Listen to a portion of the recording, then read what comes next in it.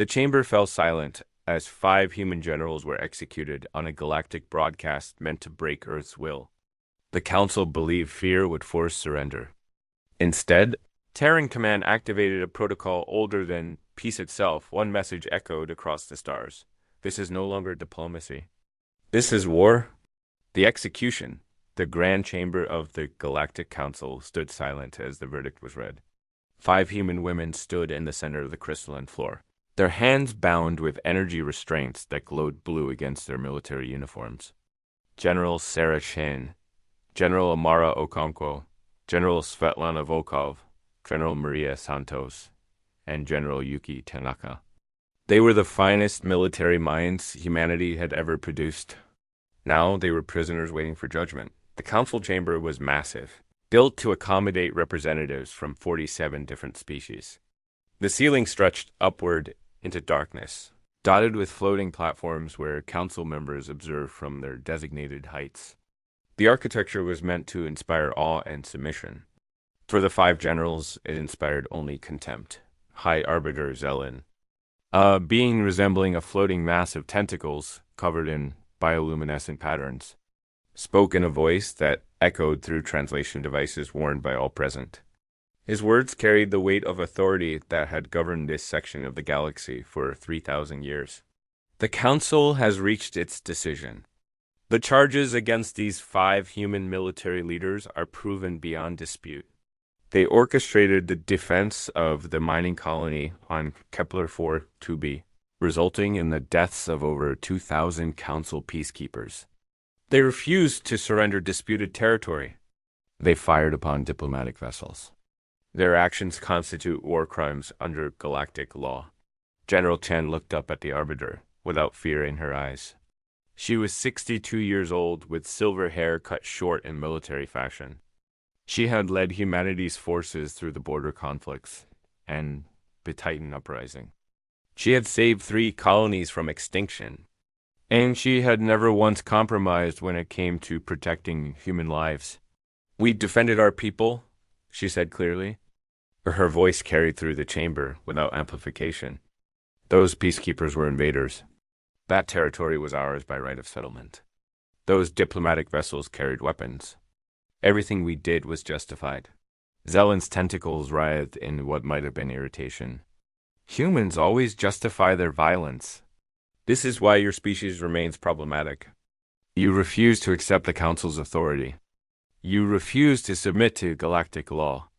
You believe your primitive notions of sovereignty supersede 3 millennia of established order." General Okonkwo, a tall woman from Nigeria with scars across her dark face earned in ground combat, laughed. It was not a pleasant sound. "Your established order means nothing to us. You demanded we abandon our colony. You demanded we give up land we settled, built, and defended with our blood. You expected us to bow and obey like all your other conquered species." "You're not conquered," Zelen replied. "You are members of the galactic community, subject to its laws like all civilized species." "We never agreed to laws that treat us as lesser beings," General Volkov said. The Russian general was the youngest of the 5 at 48. Her blonde hair was tied back, and her pale blue eyes were ice cold. "Your laws favor the founding species. Your laws protect those with power and crush those without it. Your laws are tools of oppression dressed up as civilization." The council chamber erupted in sounds of outrage. Clicks, whistles, roars, and electronic bursts filled the air. The smaller species representatives looked shocked. The larger ones looked angry. Only a few remained silent, watching with calculating eyes. Zelen raised several tentacles for silence. "Your disrespect confirms what we already knew. Humanity is a threat to galactic peace. You are aggressive, expansionist, and unwilling to compromise. Therefore, the Council has determined that an example must be made. You 5 will be executed publicly. Your deaths will demonstrate to humanity and all species that defiance of the Council carries ultimate consequences." General Santos, a woman from Brazil with gray streaks through her black hair, smiled. "You think killing us will make humans submit? You clearly know nothing about our species. We know enough, Zelen said. We know that humans respond to strength. You respect power. Once your leaders see what happens to those who defy us, they will reconsider their aggressive stance. General Tanaka, the quietest of the five, finally spoke. The Japanese general was small and thin, but her record showed she was the most tactically brilliant of them all.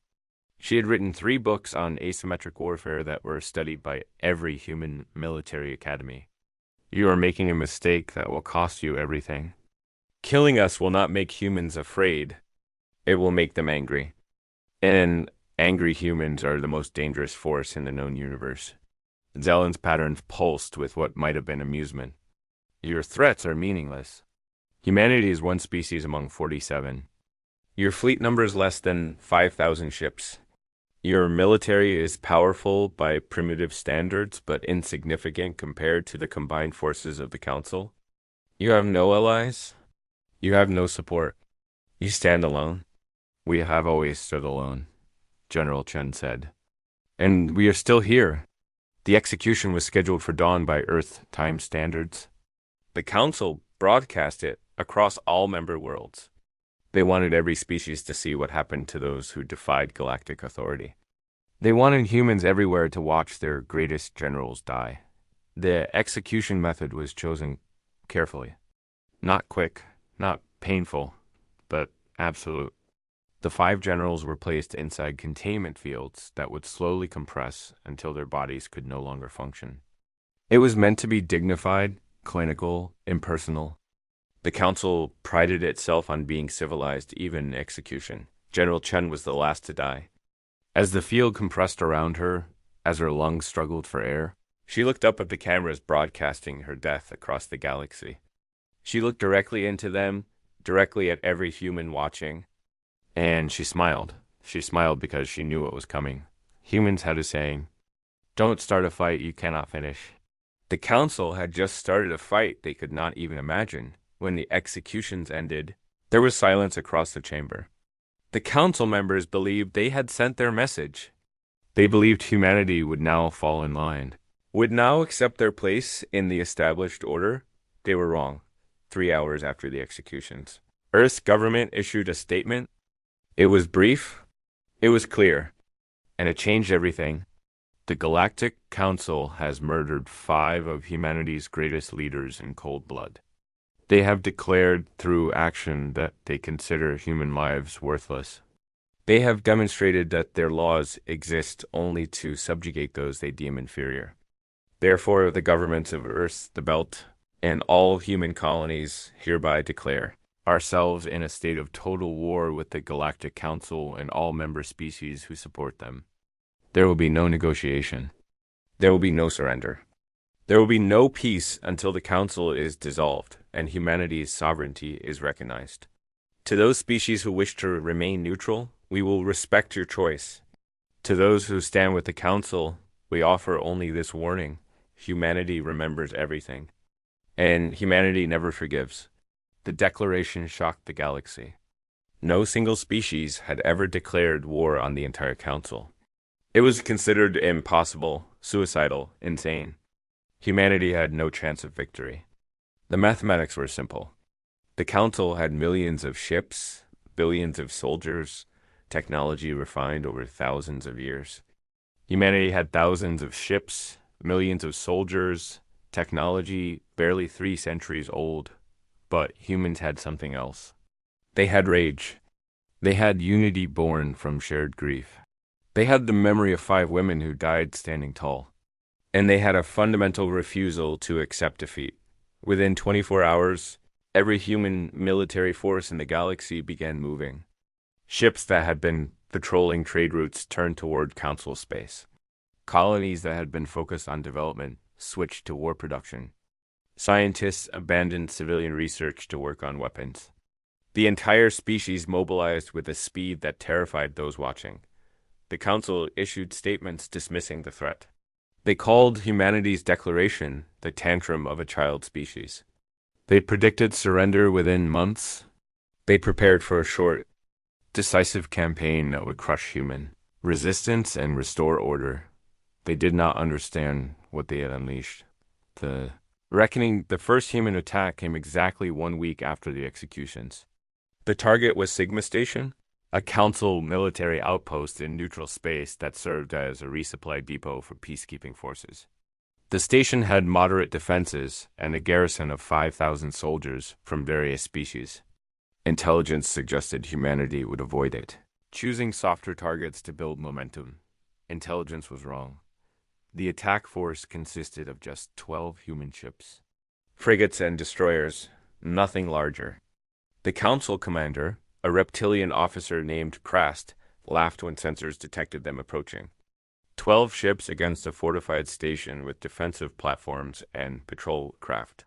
It would be a massacre, but not the massacre humans expected. Krast opened a communication channel to offer them a chance to surrender.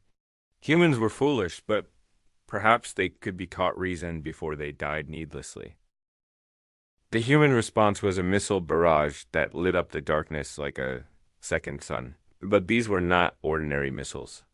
They moved with erratic patterns that defied prediction algorithms. They split into smaller warheads mid-flight.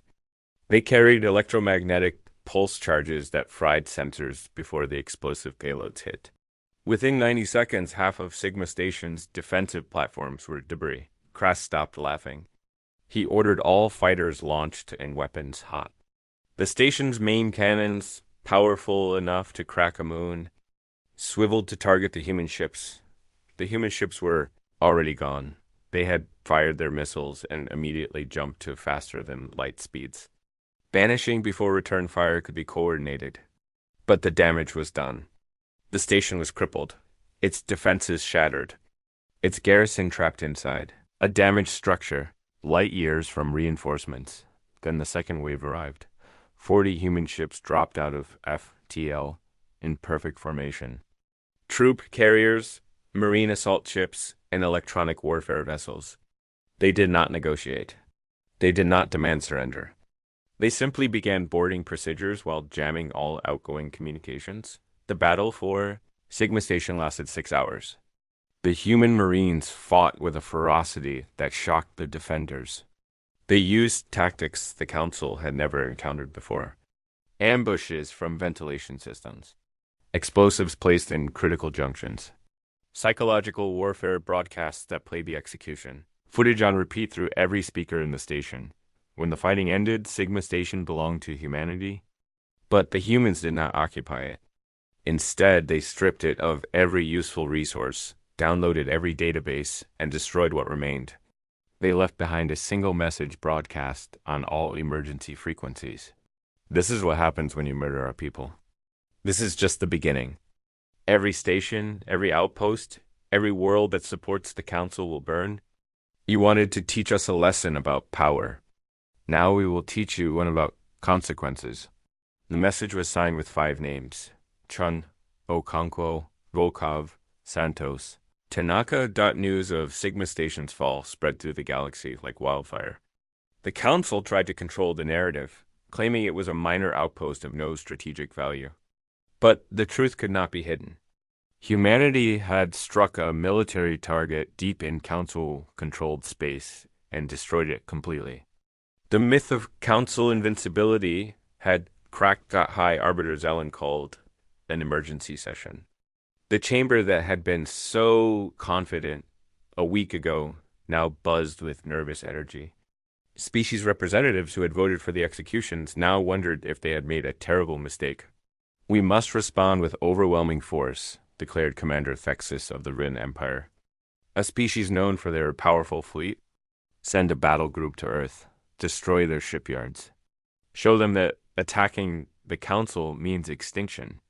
But Admiral Quellen of the Sarth Collective, a species that had fought humans before during the border conflicts, disagreed. Attacking Earth directly would be exactly what they want. Humans excel at defensive warfare.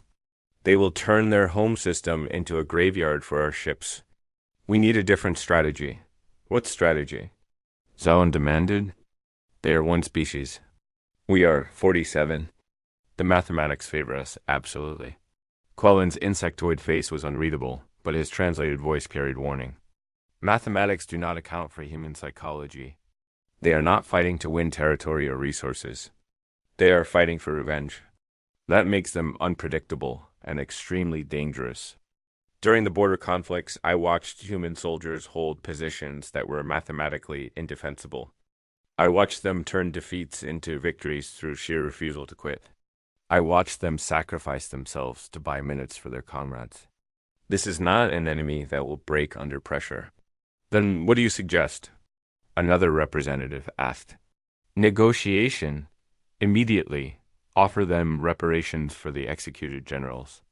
Acknowledge that perhaps the sentence was too harsh. Find a compromise before this escalates further. The chamber erupted in protest. Negotiate? With humans? After they had attacked a council station? It would show weakness. It would encourage other species to defy council authority. It was unthinkable. Zelen silenced the protests.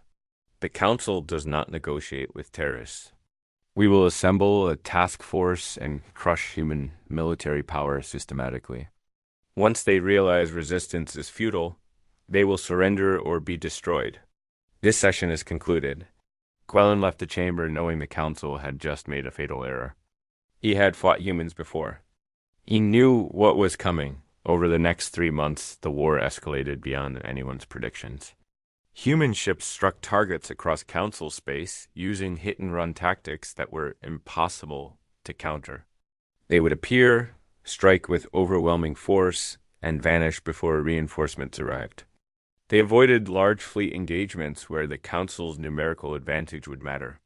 Instead, they targeted supply lines, communication relays, and isolated outposts. But it was not just military targets. Humans began a psychological warfare campaign that was brutally effective. Every attack was accompanied by broadcasts showing the execution footage. Every destroyed station was left with messages honoring the 5 generals. Human hackers infiltrated council networks and replaced official broadcasts. With images of the executions and lists of council crimes against smaller species, the campaign had an unexpected effect. Smaller species that had been quietly resentful of council dominance began to question their allegiance.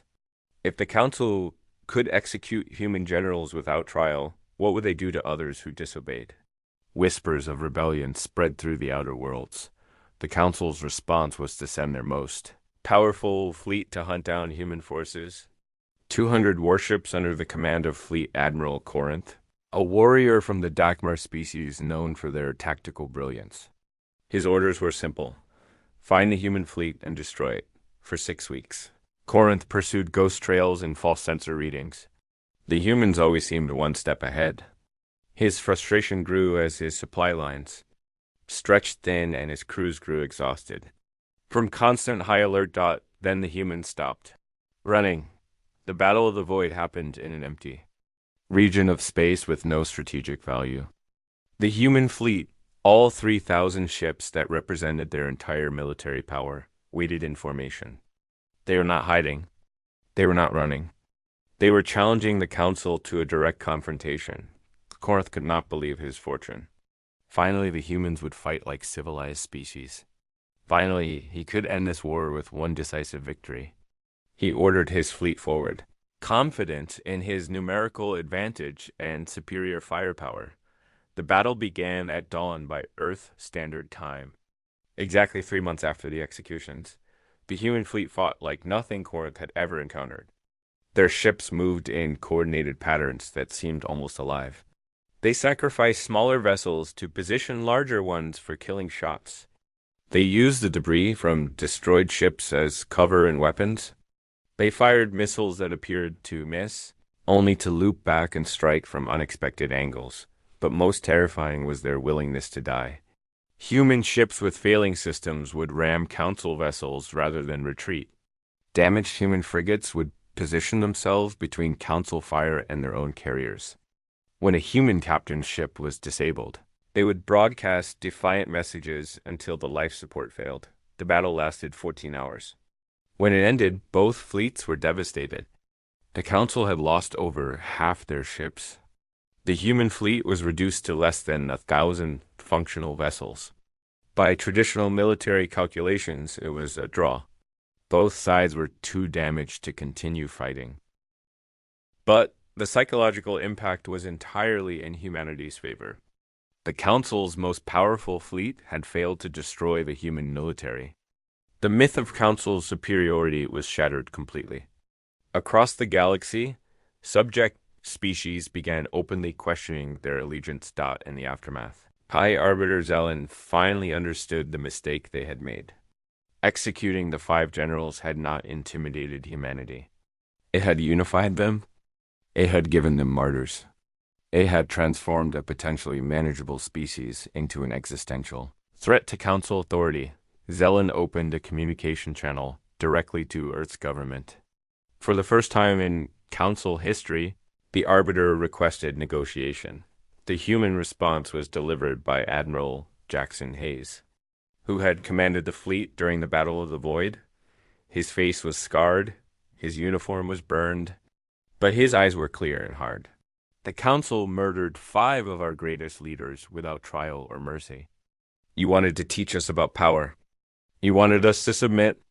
Instead, you taught us that the Council respects only strength and fears only determination. So here are our terms. The Council will be dissolved. All species will be granted true sovereignty. Reparations will be paid to humanity and every species the Council has oppressed. And the names of Generals Chen, Okonkwo, Volkov, Santos, and Tanaka will be honored across the galaxy as martyrs who died standing against tyranny. Zelen's tentacles writhed in agitation. Those terms are impossible. The Council has governed for 3,000 years. We maintain order. We prevent chaos. You maintain your own power, Hayes replied. You prevent freedom. And now you will pay the price? These are our only terms.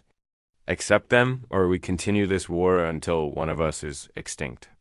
And I promise you, even if you destroy every human ship, every human world, we will make sure you pay such a cost that your precious Council will never recover. The transmission ended. The Council debated for 3 days. Some argued for continuing the war. Others argued for compromise. But the mathematics had changed. The war had cost them credibility, resources, and a loyalty of subject species. Rebellions were breaking out on 15 worlds. Their economy was suffering. Their military was exhausted. On the 4th day, the Galactic Council formally dissolved itself. A new federation was proposed, one where all species would have equal representation regardless of size or power. The 5 executed generals were officially recognized as victims of injustice. Humanity was offered a seat at the founding table of the new government. Admiral Hayes attended the ceremony on behalf of Earth.